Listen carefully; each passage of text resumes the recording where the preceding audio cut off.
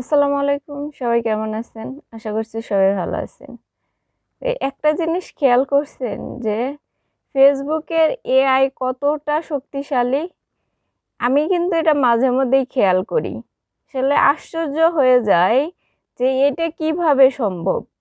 কারণ ইউটিউবের এআই এর চেয়ে ফেসবুকের এআই মনে হয় অনেক শক্তিশালী। কারণ আমি যদি কোনো কিছু গুগলে সার্চ নাও করি, আমি যেটা মনে মনে ভাবি আমার সামনে ওটাই চলে আসে।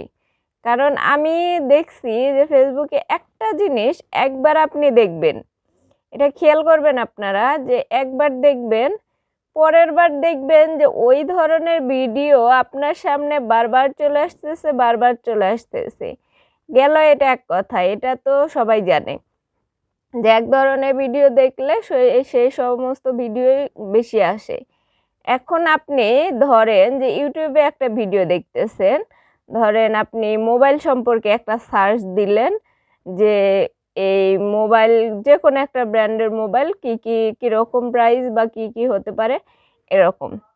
কিন্তু আপনি দেখবেন যে আপনি ইউটিউবে সার্চ দিয়েছেন, আপনি কিন্তু গুগলে গিয়ে সার্চ দেন নাই, ইউটিউবে সার্চ দিয়েছেন, সেই জিনিসটা আপনার ফেসবুকে ঘুরে ফিরে ওইগুলা জিনিসই আসতে থাকে। কারণ ইউটিউব আর ফেসবুক কিন্তু একই কোম্পানি না, এটা সবাই জানে।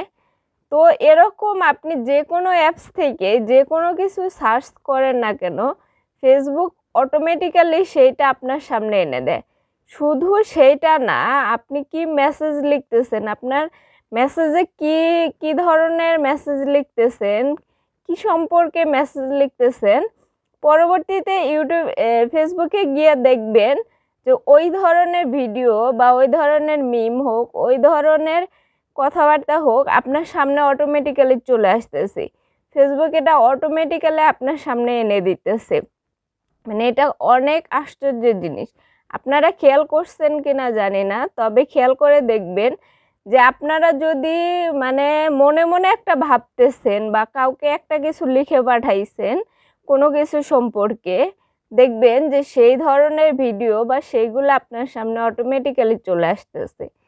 তো এটা কারা কারা খেয়াল করছেন অবশ্যই জানাবেন। আল্লাহ হাফেজ।